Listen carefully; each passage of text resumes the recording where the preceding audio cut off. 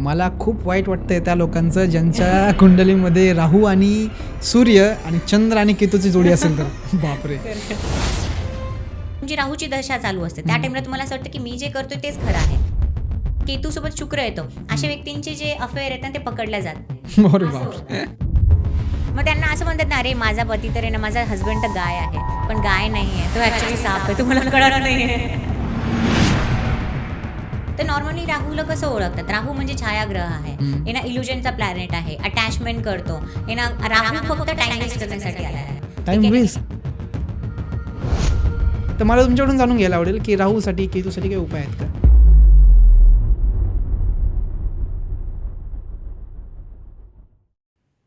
हा पॉडकास्ट बघण्याच्या आधी एक विनंती असणार आहे तुम्हाला की तुम्ही तुमची कुंडली जी आहे ती तुमच्या समोर ठेवा आणि त्यात एकच गोष्ट लागणार आहे आपल्याला की राहू आणि केतू कुठल्या घरात आहेत किंवा कुठल्या स्थानी आहेत हे जाणून घ्या. म्हणजे हा पॉडकास्ट तुम्हाला समजायला सोपा होईल आणि तुम्हाला तुमच्या आयुष्यामध्ये जे अडथळे आहेत, जे प्रॉब्लेम आहेत की लग्न लवकर होत नाही आहे, पैसा येत नाही आहे किंवा भ्रम खूप होत आहेत, या गोष्टींवरचे सोल्युशनसुद्धा ह्या पॉडकास्टमध्ये दिले आहेत. हिनाया कोळेकर ज्यांनी हा पॉडकास्ट अप्रतिम बनवला आहे राहू केतूविषयी, जी तुम्हाला अजूनही इतरही पॉडकास्टमध्ये किंवा इंटरनेटवर तुम्हाला सहज सापडणार नाही अशी माहिती आम्ही तुमच्यासमोर मांडण्याचा प्रयत्न केला आहे. असेच नवीन नवीन व्हिडिओ आणण्यासाठी किंवा चांगले चांगले गेस्ट आणण्यासाठी सबस्क्रायबर काउंट फार महत्त्वाचं आहे.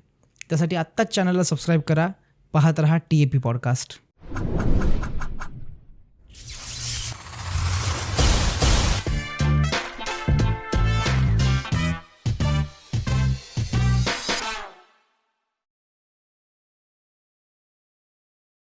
हिनायाजी, स्वागत आहे TAP पॉडकास्टमध्ये. नमस्कार. राधे राधे. राधे राधे. कसे आहात? मस्त. तुम्ही कशा आहात? एकदम परफेक्टली, ॲब्सोल्युटली फाईन. विषय खूप महत्त्वाचा आहे आणि खूप जणांना जाणून घ्यायची इच्छा असते, स्पेशली 2 प्लॅनेट राहू आणि केतू. त्याविषयी आज थोडंसं बोलू. चालेल. ॲक्च्युली प्रत्येकाच्या कुंडलीमध्ये राहू केतू हे काही ना काहीतरी अफेक्ट करतात, छायाग्रह म्हणतात थोडक्यात.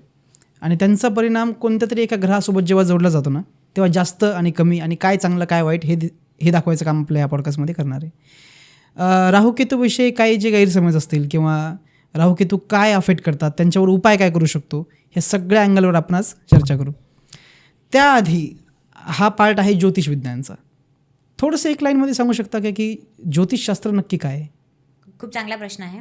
ठीक आहे. तर ज्योतिषबद्दल आपण जाणण्याआधी ना, तर पहिले आपण थोडंसं हिस्ट्री माहिती करून घेऊ की जसं पहिल्यांदा ज्या बुकमध्ये मेन्शन केलं ज्योतिषबद्दल, तर ते आहे ऋग्वेदमध्ये थोडंसं मेन्शन केलं गेलं. पण त्यानंतर त्याच्यामध्ये ना जास्त कॉन्सेप्ट ना एक्सप्लेन नाही केले गेले. आणि जे ऋग्वेद आहेत ना ते थोडे कॉम्प्लिकेटेड असतात आणि नॉर्मल व्यक्ती त्याला रीड करू शकत नाही. ते एक्सप्लेन करण्यासाठी वेदांग लिहिले गेले. आणि जे 6 वेदांग होते त्याच्यामधलं जे 6वं वेदांग आहे ते ज्योतिष वेदांग, ते एक बुक होतं आणि त्याच्यामध्ये थोडंसं जास्त डिटेलमध्ये एक्सप्लेन केलं गेलं. आणि ते दुसरं बुक आहे ज्याच्यामध्ये डिटेलमध्ये ना ॲस्ट्रॉलॉजीबद्दल ना सांगितलं गेलं. तर त्याच्यामध्ये थोडं नॉलेज डिटेलमध्ये आहे. आणि त्याच्यानंतर जे सगळ्यात इम्पॉर्टंट बुक आहे आणि ज्याच्यामध्ये जास्त डिटेलमध्ये एक्सप्लेन केलं गेलं तर ते जास्त इम्पॉर्टंट आहे आणि ते आजही ते व्यक्ती यूज करतात. तर ते आहे भरत पराशर होराशास्त्र, जे पराशर ऋषींनी लिहिलं आहे. आणि ते जे बुक आहे ना, ॲक्च्युली ते लिहिलं पण नाही आहे. ते कसं आहे ना की एक आहे ना गुरु शिष्याचं कन्व्हर्सेशन आहे. लाईक आहे ना, आय एम ए टीचर, म्हणजे मी गुरु आहे आणि तुम्ही शिष्य मला आहे ना मला क्वेश्चन विचारतात आणि मी त्याचा आन्सर देते. आणि ते कन्व्हर्सेशन काइंड ऑफ पॉडकास्ट. आणि पॉडकास्ट म्हणतात ना आजकाल सुरू आहेत, तर एन्शियंट टाइम पासून आपले पॉडकास्ट सुरू आहेत. फक्त टर्म पॉडकास्ट आता आलंय. आणि जे वेदांग होते ना ते बेसिकली असं समजा ना, त्याला वेदांग, आता ऋग्वेद असताना वेदांग का लिहिले, तर जे आपले जे बुक असायचे 10th मध्ये जे बुक आहे ते थोडं कॉम्प्लिकेटेड असायचे, आपल्याला समजायचे नाही. तर मग आपण काय करायचो, गाईड यूज करायचो. तर ते गाईड म्हणजेच आपल्याला जे गाईड कसं थोडंसं डिटेलमध्ये एक्सप्लेनेशन असायचं, तर तशा प्रकारे ते वेदांग आपल्याला डिटेलमध्ये एक्सप्लेनेशन देतात. आणि आत्ता पण ना, जर पराशर ऋषींनी जे बुक लिहिलंय ना ते पण आज पण लोक यूज करतात आणि ॲस्ट्रॉलॉजरसाठी ते गीतासारखं काम करतं. अच्छा, असं आहे. म्हणजे आज जे पराशर ऋषींनी जे ग्रंथ लिहिलाय, जो तुम्ही मेन्शन केला आहे, त्याच धर्तीवर आज आपण पॉडकास्ट बोलणार आहे. म्हणजे आज जे काही निघेल पॉडकास्टमध्ये राहू केतूविषयी स्पेशली, हे त्याच संदर्भातून निघणार आहे. हा, त्यामध्ये पण निघणार आहे. ते तर बेसिकली ना ते डॅडी आहे. ठीक आहे. ते पहिलं बुक आहे ज्याच्यामध्ये डिटेलमध्ये कॉन्सेप्ट एक्सप्लेन केले. त्याच्यानंतर मग जे डिफरंट ना स्कॉलर आले, त्यांनी डिफरंट बुक्स लिहिले. जसं लाल किताब आहे, KP ॲस्ट्रॉलॉजी आहे, नंतर BNN आहे, भृगुनंदी नाडी म्हणतात त्याला. ते असे डिफरंट आहे ना बुक्स आले आणि त्याचे म्हणजे सब्जेक्ट आले, त्याचे डिफरंट ब्रांचेस क्रिएट झाले. पण डॅडी जे आहेत ना ते येतात ना वैदिक ॲस्ट्रॉलॉजी, पराशर ॲस्ट्रॉलॉजी म्हणतात त्यांना. आणि ते पराशर ऋषीजींनी लिहिलेली आहे. ओके, ठीक आहे, हे समजलं आता. तर राहू केतू हा 9 ग्रहांपैकी 2 ग्रह आहेत. हां, ठीक आहे. तर मग हे पण जाणून घेणं आवश्यक आहे बेसिकसाठी की नवग्रह काय आहेत. आपले जे 9 ग्रह आहेत ना ते आपले 9 डिझायर आहेत. ठीक आहे, तर शॉर्टमध्ये एक्सप्लेन करते. प्लीज. तर जे आपलं सूर्य आहे तो डिझायर ऑफ स्टेटस आहे. राहू आहे डिझायर ऑफ सिक्युरिटी आहे. व्हीनस जो आहे शुक्र आहे डिझायर ऑफ लक्झरी आहे, कम्फर्ट आहे, मनी आहे, मॅरेज आहे. मर्क्युरी जो आहे डिझायर ऑफ कम्युनिकेशन आहे. मंगळ जो आहे डिझायर ऑफ पॉवर आहे, फिजिकल स्ट्रेंथ आहे. जे शनी आहे तो डिझायर ऑफ कर्म आहे, काम करण्याची इच्छा आहे, हार्डवर्क आहे. आय थिंक सारे प्लॅनेट झाले. हो, जवळपास सूर्य आणि केतू महत्वाचं महत्वाचं आहे. 2 प्लॅनेट राहिले. जो चंद्रमा आहे तो आपला डिझायर ऑफ इमोशन आहे, फिलिंग आहे. आणि केतू इकलौता असा प्लॅनेट आहे ना जो आपल्याला डिझायर पासून डिटॅच करण्यासाठी आलाय. ओके. तो म्हणतो की काय ठेवलं या जगामध्ये, सोडून संन्यासी. द्या. हा, केतूला संन्यासीला स्पिरिच्युअलिटीचा प्लॅनेट पण म्हणतात. बरं. केतू म्हणतो की काय ठेवलं या जगामध्ये, सोडून द्या. काय आहे, कशाला पाहिजे एवढं सगळं आहे ना, पैसे कशाला पाहिजेत, कशाला लग्न करायचंय. तर त्या केतू काय म्हणतो, सगळ्या गोष्टी सोडून द्या. आणि केतू ज्या घरामध्ये बसतो ना त्या गोष्टीपासून आपल्याला दूर करतो. ठीक आहे. आजचा स्पेशल पॉडकास्ट हा राहू केतूवर असणार आहे. त्यामुळं मी राहू केतूंच्या रिलेटेड बाकीच्या ग्रहांवर राहू केतू काय परिणाम करतात हे आपण स्टेप बाय स्टेप घेणार आहे. त्याआधी राहू केतूबद्दल थोडंसं अजून जाणून घ्यायचं आहे. ते मूळ त्यांचा स्वभाव कसा आहे, ते काय करतात, आणि ते हे जर माहीत झालं ना चांगल्यापैकी तर मग लक्षात येईल की ते बाकीच्या ग्रहांसोबत जर त्यांची जोडी असली, जर ते बाकीच्या ग्रहांसोबत घर शेअर करतायत कुंडलीमध्ये, तर मग काय काय होऊ शकतं. तुला राहू केतूबद्दल सांगा. ओके. तर राहू केतू लोकांना असं वाटतं की राहू केतू नेहमी परेशान करतात, बट ते परेशान नाही करतात. बेसिकली त्यांची पोझिशन डिसाईड करते की ते आपल्याला कसे रिझल्ट देणार आहेत. तसे काही पोझिशन असतात ना की त्याच्यामध्ये राहू चांगला रिझल्ट देतो. जसं 3rd हाऊस राहू चांगला पॉवरफुल राहू आहे, यांना कलियुगचा राजा म्हणतात. आणि त्यांचे जे ना सासरचे असतात ना ते इन्फ्लुएन्शियल असतात, पॉवरफुल असतात, तर ते चांगला रिझल्ट देतो. 6th हाऊस राहू, 10th हाऊस राहू, 11th हाऊस राहू हे चांगले रिझल्ट देतात. ठीक आहे, म्हणजे ती पोझिशन आहे राहूची. 6th हाऊस राहू म्हणतात की ते खूप हार्डवर्किंग आहेत, ते असे खूप निरंतर हार्डवर्क करतात आणि जॉब चांगला करतात. ते ना एम्प्लॉई चांगले असतात. आणि असं म्हणतात ना की त्यांचे जेवढे शत्रू असतील ना ते त्यांच्यासमोर टिकत नाहीत. त्यांना फक्त त्यांना काम करायचं, त्यांना आन्सर नाही द्यायचं आहे. मग त्यांना खूप चांगले रिझल्ट बघायला मिळतात. तर 6th हाऊस राहू पॉवरफुल आहे. आणि जेव्हा राहू ना 6th हाऊसमध्ये असेल तर तो मुवमेंटचा पण प्लॅनेट आहे, तर त्यांना फॉरेनला जाण्याचे चान्सेस जास्त आहेत. इव्हन 4th हाऊस आणि 10th हाऊसमध्ये 12th हाऊसमध्ये पण राहू असला ना त्यांना फॉरेनला घेऊन जातो. आणि त्यांचं जे सक्सेस आहे ना ते फॉरेनमध्ये आहे असं म्हटलं जातं. तर राहूची पोझिशन डिसाईड करते की राहू की तू कसे रिझल्ट देणार. स्पेसिफिकली जर राहू पहिल्या घरात, कारण पहिल्या घराला कुंडलीमध्ये खूप महत्व आहे, ते तुमचं घर असतं, आपलं घर असतं. तर मग राहू पहिल्या घरात असल्यानंतर काय होऊ शकतं.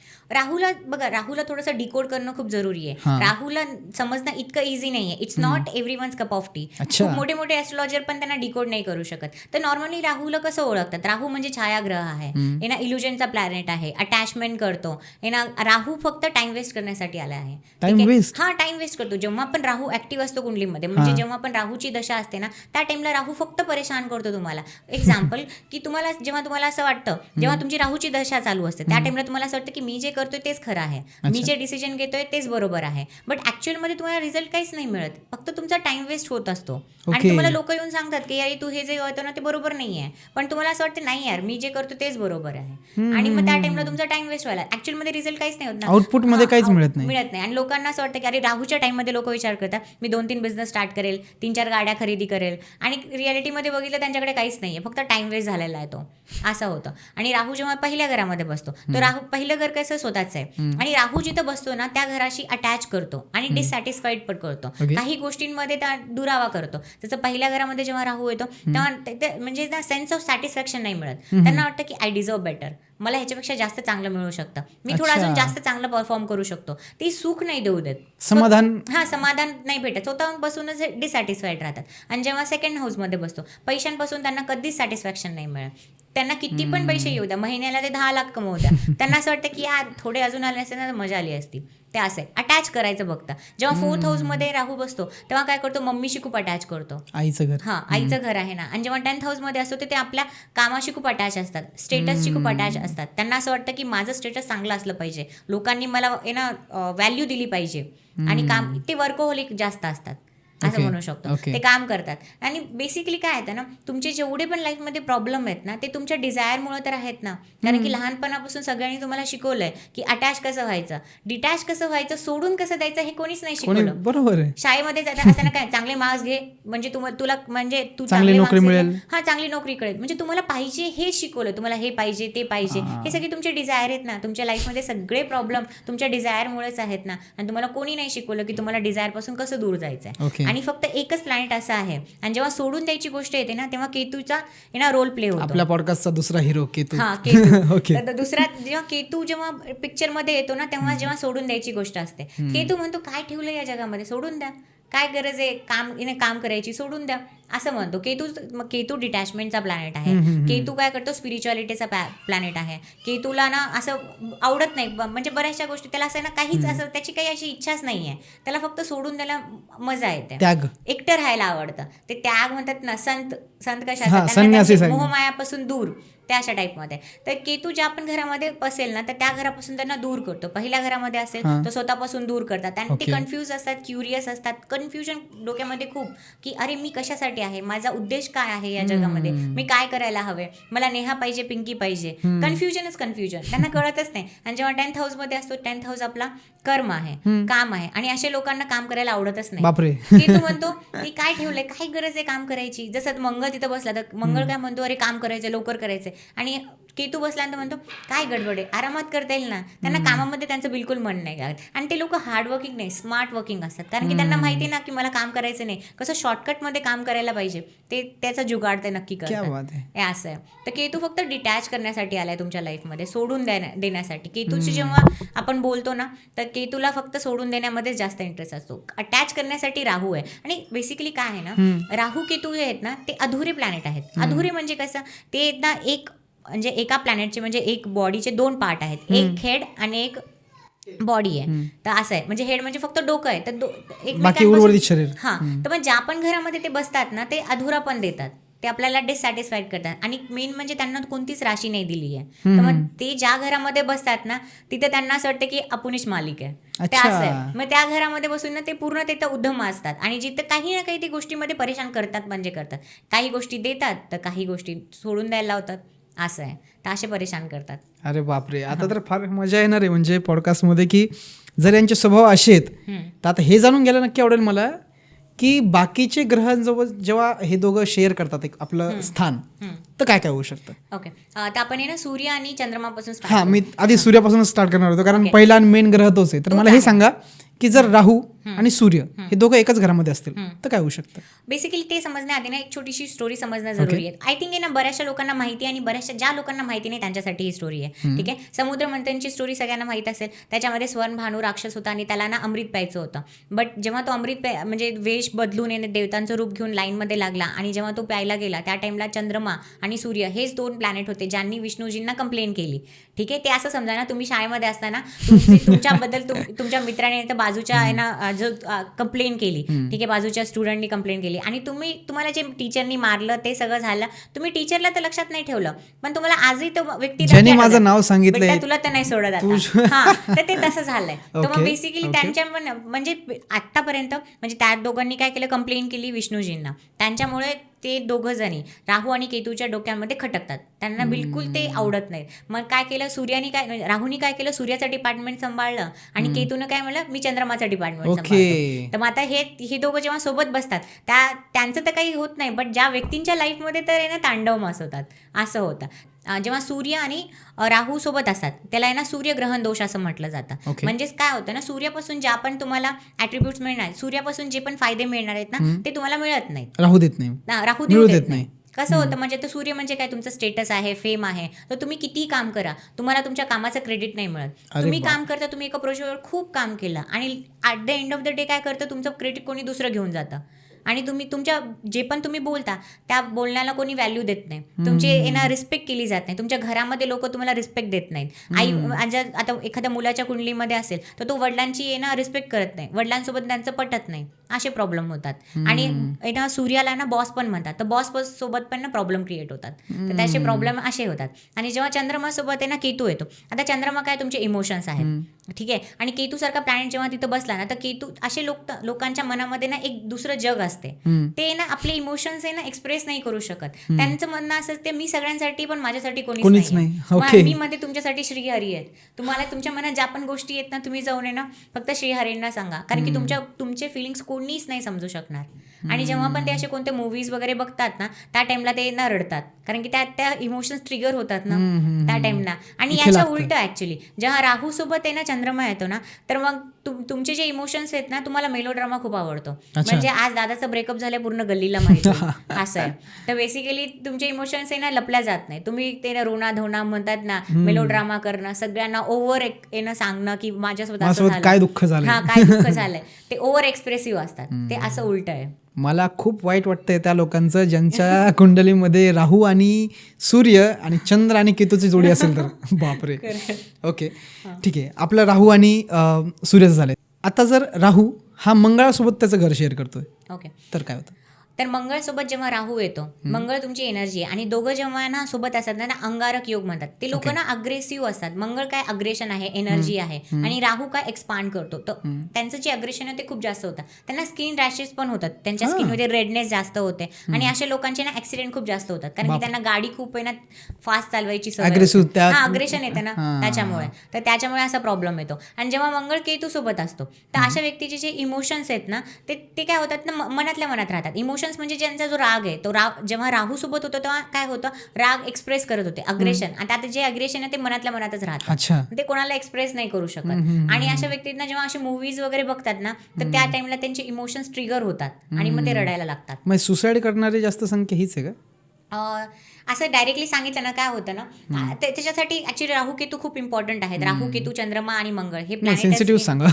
तर मी असं कॉम्बिनेशन सांगत नाही, पण हे 4 प्लॅनेट खूप मॅटर करतात सुसायडल इन टेंडन्सी मध्ये म्हणू शकता. ऑब्व्हियसली इमोशन ट्रिगर झाले तर माणूस काही स्टेप घेऊ शकतो त्या काय. आणि आता जर आपण मर्क्युरी म्हणजे काय, तुमचं मर्क्युरी सोबत जेव्हा राहू बसतो, मर्क्युरी काय तुमचं इंटेलेक्ट आहे, तुमची बुद्धी आहे, आणि राहू सारखा उद्धम मचावणारा प्लॅनेट त्याच्यासोबत बसला तर मग असे व्यक्ती जे असतात त्यांचं जे डोकं असतं ना एक्स्ट्रा ऑर्डिनरी आहे. बरं, इतकं डोकं चालतं पण फालतू गोष्टींमध्ये. म्हणजे 101 तरीके ना सासू सासऱ्यांना परेशान करण्याचे, 101 तरीके गर्लफ्रेंड बॉयफ्रेंडना परेशान करण्यासाठी म्हणजे आता होऊ शकतं. हा, बेसिकली त्यांना परेशान करण्यामध्ये जास्त मजा येते. आणि त्यांना जे आता होऊ शकतं की प्रिन्सिपल आहे, प्रिन्सिपलला कसं परेशान करायचं आणि कसं शाळेतून काढायचं, कसा त्रास द्यायचा, ह्याच्यासाठी जास्त डोकं चालतं. खुराफाती डोकं आहे, म्हणजे खुराफाती डोकं त्यांचं जास्त चालतं. ठीक आहे, अशा टाईपमध्ये म्हणू शकता ना त्यांचं डोकं. आणि जेव्हा मर्क्युरी सोबत केतू येतो, आता केतू काय आहे त्याला एक्सप्रेस करता येत नाही. मग अशा व्यक्तींना, आणि मर्क्युरी तुमचं इंटेलेक्ट आहे, मग अशी व्यक्ती खूप टॅलेंटेड असतात पण ते काय करतात, एक्सप्रेस नाही करत.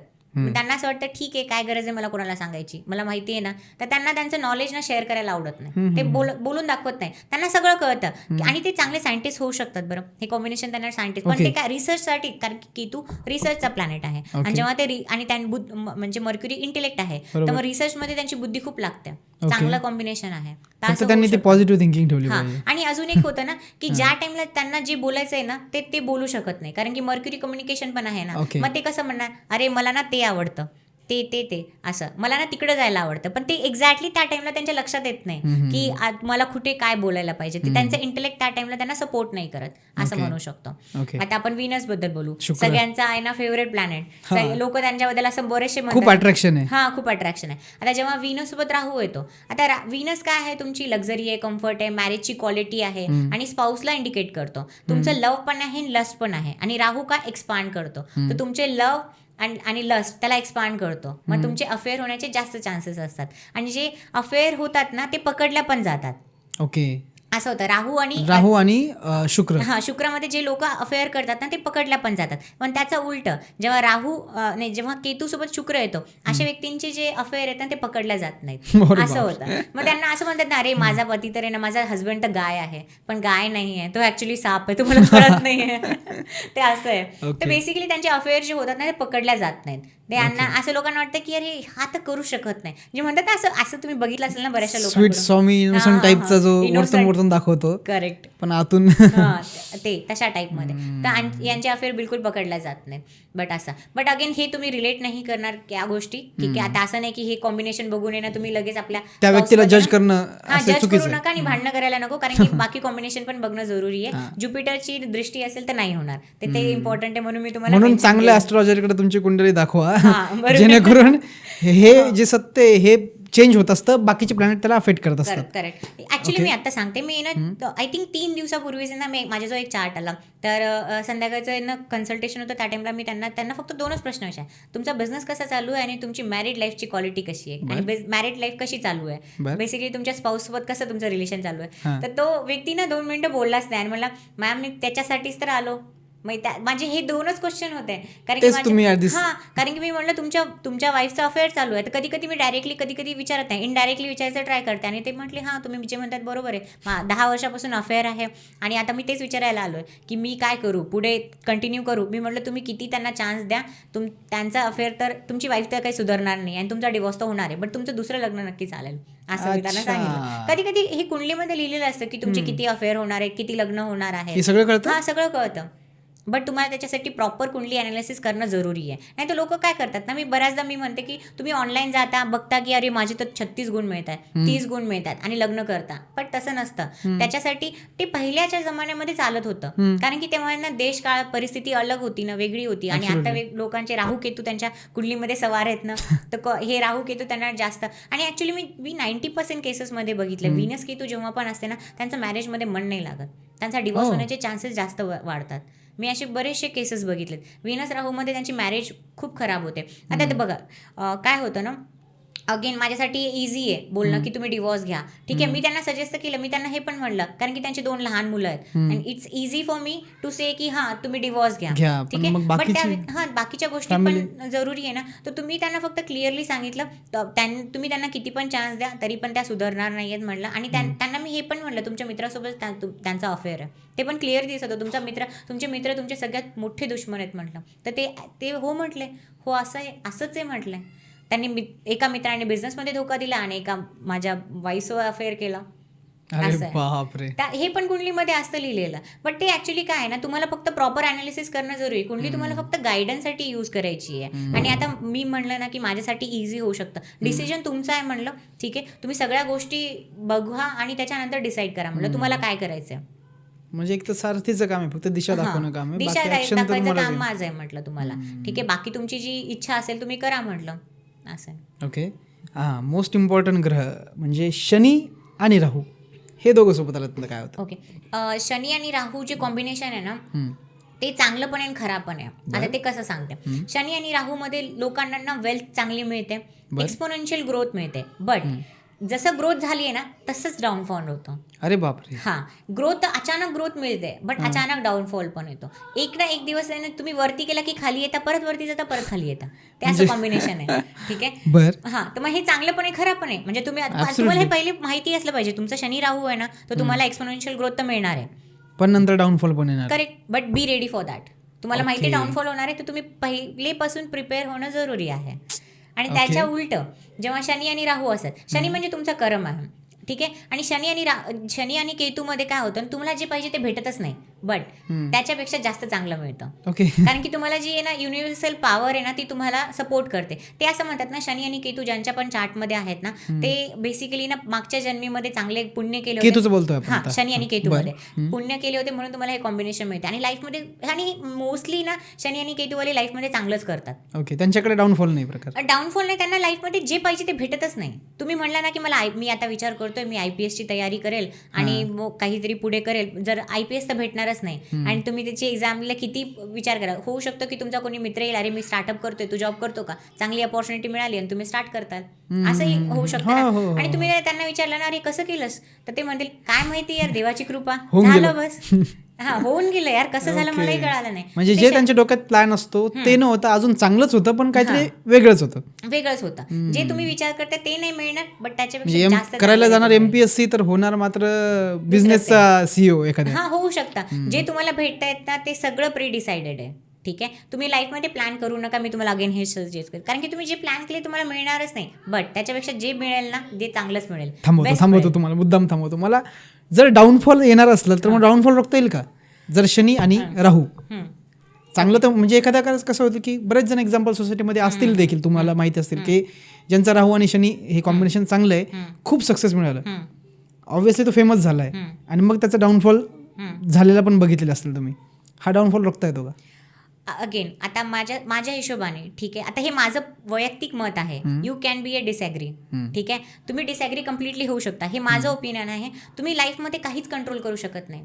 लाईफमध्ये जे व्हायचंय ना तेच होतं. ओके. ठीक आहे. त्याच्यासाठी एक मूवी आहे प्री डेस्टिनेशन, हॉलिवूडची एक मूवी, तुम्ही ती बघा. त्याच्यामध्ये बेसिकली काय सांगितलंय की तुम्हाला आहे ना, म्हणजे त्याच्यामध्ये तोच व्यक्ती मुलगा आहे, तोच आई वडील आहे, तोच बहीण भाऊ आहे, सगळं तोच आहे आणि त्याला सगळं माहीत असतं की माझ्या लाईफमध्ये काय होणार आहे, तरी पण तो कंट्रोल नाही करू शकत आणि जे व्हायचं तेच होतं. ती मूवी सगळ्यांनी बघायला पाहिजे. मी तुम्हाला सजेस्ट करेल, तुम्ही नक्की बघा. बेसिकली लाईफमध्ये ज्या गोष्टी होणार आहेत ना त्या होणारच आहेत. त्या कोणीच चेंज करू शकत नाही. ना मी चेंज करू शकते, ना दुसरा ॲस्ट्रॉलॉजर आहे, न्यूमरॉलॉजिस्ट आहे, कोणीच चेंज करू शकत नाही. ज्या गोष्टी लिहिल्या आहेत त्याच होणार आहेत. ओके. ठीक आहे. ते कोणीच चेंज करू शकत नाही. एकच व्यक्ती चेंज करू शकतो, तो आहे श्रीहरी आहेत. बस ते चेंज करू शकतात.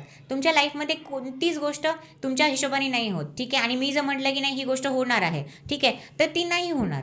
प्लीज घाबरू नका. घाबरू नका. तुमच्या ज्या गोष्टी बेसिकली तुमच्या लाईफमध्ये त्याच गोष्टी आहेत. म्हणतात ना जे होणार आहे ते अटल सत्य आहे. तुम्हाला एक एक्झाम्पल नाही, स्टोरीज. तुम्हाला एक आपली जी पुराण तत्व आहेत, ठीक आहे, ज्या स्टोरीज आहेत ना, तुम्ही त्या नक्की ऐका. त्यापासून आपल्याला बऱ्याचशा गोष्टी शिकायला मिळतात. त्याच्यामध्ये ना एक स्टोरी आता मी थोड्यापूर्वी सांगितलं ना, समुद्र मंथनची. तुम्हाला नाही वाटत विष्णूजींना हे माहीत होतं की स्वनभानू राक्षस येईल, अमृत पेईल, तर त्यांना हे सगळं माहीत असेल ना. तो विश्वकर्ता आहे, त्यांना तर हे माहीत असायला पाहिजे. पण तरी पण ही गोष्ट त्यांनी होऊ दिली. का होऊ दिली? जे चंद्रमा आणि सूर्य आहेत ते ना खूप धरतीवरती आहे ना आतंक करत होते. त्यांना असं वाटतं अहम ब्रह्मा, त्यांच्यावरती इगो आला होता. त्यांना असं वाटतं माझ्यापेक्षा मी सगळ्यात जास्त श्रेष्ठ आहे, मी जे करतो तेच बरोबर आहे. मग त्यांचा जो इगो आहे ना, त्यांना कोणीतरी कमी करायला पाहिजे. अहंकार आहे ना, तो कमी करायला पाहिजे. आणि त्याच्यासाठी राहू केतूंना जन्म झाला.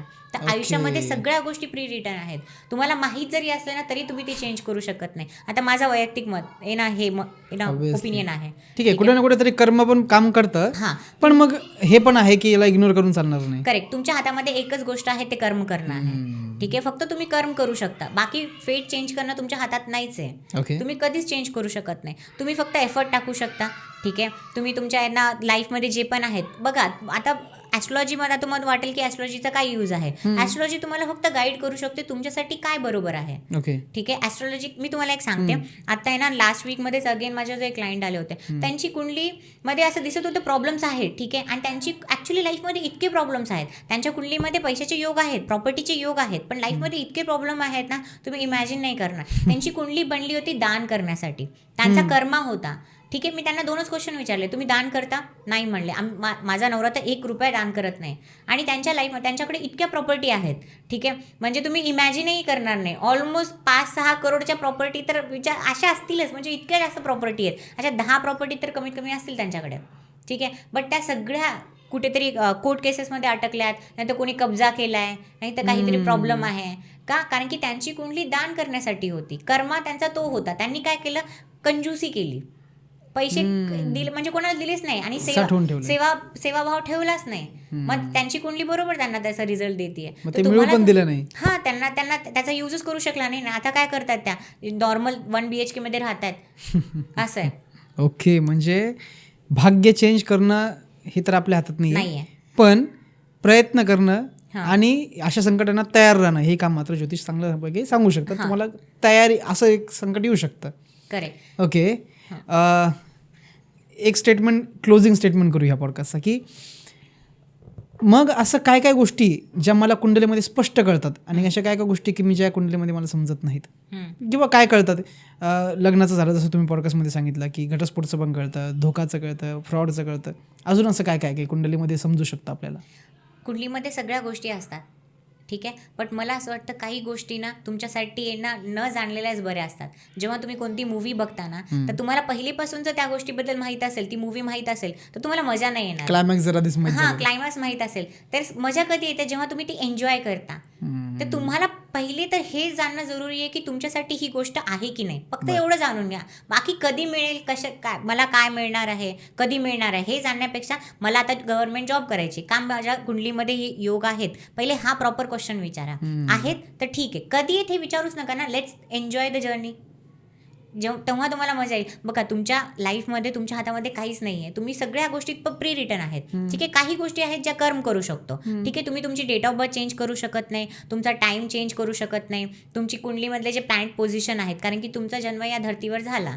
ठीक आहे, तर तुम्ही जेव्हा या धर्तीवरती प्रकट झाला तर ती एकदम फिक्स आहे, ती चेंज नाही होऊ शकत. ठीक आहे, मग तुमच्या हातात काय कर्म करणं आहेत. ठीक आहे, आणि तुमचे जे एनर्जी मॅक्सिमम प्रॉब्लेम्स कधी होतात ना, तुम्ही तुमची कर्मा जो आहे ना तो तुम्हाला अलाइनच करता येत नाही. आता लोकांना असं वाटतं की 4 नंबर स्ट्रगलचा नंबर आहे, राहूचा नंबर आहे, 8 नंबर आहे तो हार्डवर्कचा नंबर आहे. बट तुम्हाला त्या 8 नंबरची एनर्जी कॅरी नाही करतायत. तुम्हाला माहिती आहे की माझा हा हार्डवर्कचा नंबर आहे, तर मला हार्डवर्कच करत नाही. मला तो कसा युटिलाइज करायचा आहे का. हार्डवर्क 8 नंबरचे लोक सक्सेसफुल नाही आहेत. मोदीजींचं बेस्ट एक्झाम्पल आहे. त्यांच्या आधी पण जे पण PM होते त्यांचा पण 8 नंबर आहे. तर ऑफकोर्स तर 8 नंबर खूप तुम्हाला हाईट्स देऊ शकतो, पण तुम्हाला त्याची एनर्जी कॅरी करणं जरुरी आहे. आणि त्यासाठीच मी लोकांना म्हणते ना, तुम्हाला फक्त तुमचे जे नंबर्स आहेत ना त्यांची एनर्जी तुम्हाला माहीत पाहिजे. आणि तुमच्या आसपास तुम्ही तुमची लकी गोष्टी ठेवा. आता लकी गोष्टी म्हणजे तुम्ही ब्रेसलेट यूज करू शकता, नाहीतर तुम्ही स्टोन्स आहेत, रुद्राक्ष आहेत, तुमच्या नावाची टोटल चांगल्या नंबर्स बनवू शकता. नंबर्स काय एनर्जी आहेत. ठीक आहे, मॅजिक्स आहे. I believe in magics. Numbers magics करतात. ठीक आहे, ती एनर्जी कॅरी करतात, फ्रिक्वेन्सी असते तुमच्या, फक्त लाईफमध्ये त्याची एनर्जी अलाइन होते. ठीक आहे, असं नाही की मी आता म्हणते तुम्ही हा रुद्राक्ष घाला तो उद्या तुमच्याकडनं करोडपती बनतात. चालताना एक सुटकेस मिळेल त्याच्यामध्ये पैसे असतील, असं नाही होणार. म्हणजे बेसिकली काय होतं, तुमचं डोकं शांत ठेवतं आणि तुम्हाला एक राईट डिसिजन घेण्यासाठी हेल्प होते. वातावरण निर्माण करतात. लकी कोण आहे तुमच्या हिशोबाने, जो राईट टाइमला राईट डिसिजन घेतो. ॲब्सोल्युटली राईट टाइमला राईट डिसिजन घेणं तोच लकी ना. आता ज्या व्यक्तींनी क्रिप्टो करन्सीमध्ये पैसे इन्व्हेस्ट केले असतील 3-4 वर्षाखाली, आज तो करोडपती आहे. टायटॅनमध्ये ना जर पैसे इन्व्हेस्ट केले असते शेअर मार्केटमध्ये, तर आज तो करोडपती आहे. तर बेसिकली राईट टाइमला राईट डिसिजन घेण्यासाठी ते तुमचे एनर्जीज आहेत ना, लकी आयटम्स आहेत ना, ते हेल्प करतात.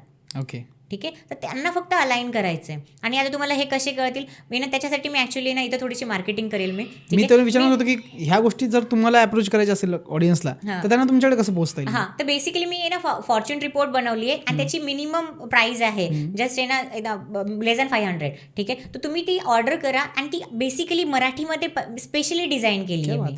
ठीक आहे, जे तुम्हाला त्याच्यामध्ये कळेल की तुमचे हे नंबर्स आहे, त्याची एनर्जी आहे, हा नंबर मिसिंग आहे तर तुम्हाला त्याच्यासाठी कशी एनर्जी तुम्ही करू शकता, त्याला अलाइन कसे करू शकता, तुमचे कोणते आयटम्स आहे, तुमचा मोबाईल नंबर कसा असला पाहिजे तो तुम्हाला लकी आहे, कोणते नंबर्स तुम्हाला फेवर करतात, कोणते नंबर्सपासून अवॉइड करायचे. म्हणजे बेसिकली आता मला वाटलं की मला बिझनेस पार्टनरशिप करायची आणि बघते तर त्याचा नंबर 6 आहे पण मला तो सूट करत नाही आहे, तर मग त्याच्यासोबत मी अवॉइड करेल. तर हे काय एनर्जी कॅरी करण्यासाठी, त्याच्यासाठी मी अगेन थोडी मार्केटिंग करते. फॉर्च्यून रिपोर्ट तुम्ही नक्की यूज करा, ज्याच्यामुळे तुम्हाला कळेल तुमचे जे नंबर्स आहेत ते तुम्हाला कसे एनर्जी देत आहे आणि तुमच्यासाठी कोणत्या गोष्टी बनल्या आहेत त्या तुम्हाला कळेल. आपण डिटेल्स देऊच. हां, ओके. राहू केतूंचं आपण बऱ्यापैकी कव्हर केलंय की मला खूप मजा आली. आता नॉनस्टॉप ब्रेथलेस पॉडकास्ट वाटतोय मला की ज्याच्यामध्ये फक्त आणि फक्त तुम्ही डिलिव्हर करताय क्वालिटी थिंग्स. हिनाजी मला खूप आनंद होतो ॲक्च्युली तुमच्यासोबत अजून बोलायला आणि अजून काहीतरी दुसऱ्या प्लॅनेट दुसऱ्या ग्रहांबद्दल पण ऐकून घ्यायला आवडेल. तर आधी तर सगळ्यात शेवटी आपण भरपूर राहू केतूबद्दल बोललोच आहे. जाता जाता मला हे जाणून घ्यायला आवडलं की ॲस्ट्रॉलॉजर खूप सारे जुगाड टोटके हे पण देतात खूप, पण तुम्ही ॲज अ प्रॅक्टिकल ज्योतिष बघता एकदम प्रिसाईज आणि रोखठोक जे असं होणार आहे असंच आहे. तर मला तुमच्याकडून जाणून घ्यायला आवडेल की राहूसाठी केतूसाठी काही उपाय आहेत का? मी जास्त उपायांमध्ये बिलीव्ह नाही करत, बट मी एवढं नक्की करते की जर तुम्ही सनातन धर्मामध्ये जन्म घेतला असेल तर तुमचं हे कर्तव्य आहे. ठीक आहे, तुम्हाला सनातन धर्म पुढे घेऊन जायचं आहे आणि त्यांना फॉलो करायचे, तुमचे जे रिच्युअल्स असतील ते फॉलो करायचे आहेत. ठीक आहे, आणि मी नॉर्मली सगळ्यांना हेच म्हणते, तुम्ही कोणत्या रेमेडी करा न करा पण देवाची भक्ती नक्की करा. आणि जर तुम्हाला राहू केतू परेशान करत असतील ना, तर 2 असे जे माझ्या हिशोबाने, ठीक आहे, तर जे देव आहेत त्याचे तर तुम्ही कोणत्याही देवाची भक्ती करा, तुम्हाला नक्की रिझल्ट मिळेल. एक दुर्गा चालीसाचा पाठ करा, दुर्गा माताची तुम्ही भक्ती करू शकता आणि खाटोश्याम त्यांच्याबद्दल करू शकता, कारण की त्यांचा फक्त हेड आहे ना, राहू पण हेड आहे, तर तुम्हाला ते ऍक्च्युली तुम्हाला खूप चांगले रिझल्ट देतील. आणि खाटोश्यामबद्दल खाटोश्यामजी बद्दल तुम्हाला जर माहित असेल तर बिझनेससाठी तर खूप फेमस आहेत. त्यांच्याबद्दल मला सांगायची गरजच नाही, तुम्हाला ऑलरेडी माहिती असते. तुम्ही फक्त नक्की एकदा ना खाटोश्यामजींना व्हिजिट करा. आणि जर एखाद्या वेळेस तुम्ही जाऊ शकत नसाल, तुमची तेवढी कॅपेबिलिटी नाही आहे, आता तुमच्याकडे तेवढे मनी नाही आहेत, पैसे नाही आहेत, तुम्ही ट्रॅव्हल करतात, तुम्ही जिथे तिथं हात जोडा, मनापासून त्यांना श्यामजींना आठवण करा आणि त्यांना म्हणा की माझा हा प्रॉब्लेम आहे, माझी असे आहेत, माझ्या लाईफमधून हे दूर होऊ दे, आणि जेव्हा हे काम झालं तेव्हा मी येतो तुझे दर्शन करण्यासाठी. ठीक आहे. बघा, देवाला काही नाही पाहिजे, तुमचे पैसे नाही पाहिजे, तुम्ही तिथे येऊन भेटा असं नाही पाहिजे, तुमची फक्त मनापासून भक्ती पाहिजे, भावना आणि भक्ती. आणि भावना पाहिजे. तुमचा भाव काय भाव आहे काय? ते करण्यासाठी ते मॅटर करतं. तुम्हाला ज्या देवावरती भक्ती करायची त्यांना पण तुम्ही हेच करू शकता. बट मला असं वाटतं तुम्हाला जर नसेल काही असं हे नाही स्पेसिफिक नसेल, तुम्ही कोणत्याही देवाची भक्ती करा, सगळे एक आहेत अल्टिमेटली. राधाराणी एक आहेत, श्रीकृष्ण एक आहेत, बाळूमामा एक आहेत, सगळ्या देवांचं एकच आहे. तुम्ही फक्त त्यांची भक्ती करा बस, आणि तुमचा भाव नीट ठेवा, बाकी तुमची लाईफ नीट राहील. आपल्या संतांनी सुद्धा हे सांगितलं की भावे बिना भक्ती बोलू नये. क्या बात आहे इनायजी. आणि केतूसाठी काही उपाय असले तेही सांगा. केतू फक्त स्पिरिच्युअलिटी प्लॅनेट आहे. तुम्ही Okay. कोणत्याही देवाची भक्ती करा, त्यांना चांगलं. गणेशजीची स्पेशली भक्ती करू शकता. Okay. गणेशजीला केतू रिप्रेझेंट करतो, आणि अच्छा. त्यांची भक्ती केल्याने तुम्हाला प्रॉब्लेम नाही देणार. केतू फक्त स्पिरिच्युअलिटी म्हणतात, तुम्ही स्पिरिच्युअलिटी फॉलो करायला चालू करा, केतू परेशान करणारच नाही तुम्हाला. ओके. ठीक आहे. इव्हन मून केतूचा सगळ्यात बेस्ट रेमेडी आहे. तुम्हाला लाईफमध्ये किती पण परेशानी करू द्या, कारण मून केतू लाईफमध्ये खूप प्रॉब्लेम्स क्रिएट करतो. करिअरमध्ये सेटल नाही करत, मन खूप अस्थिर करतो, सगळ्या लाईफमध्ये प्रॉब्लेम येतो. आणि हे कमेंट करून लोक सांगतील की मून केतू असल्यामुळे त्यांच्या लाईफमध्ये काय प्रॉब्लेम येते. त्यांच्यासाठी हीच आहे की तुमचा जो योग आहे ना, तो देव योग आहे. म्हणजे तुम्हाला फक्त भक्ती करायची आहे, स्पिरिच्युअलिटी फॉलो करायची आहे, रिलिजियस प्रॅक्टिसेस करायचे, मग तुम्हाला हा मून केतू बिलकुल परेशान नाही करणार.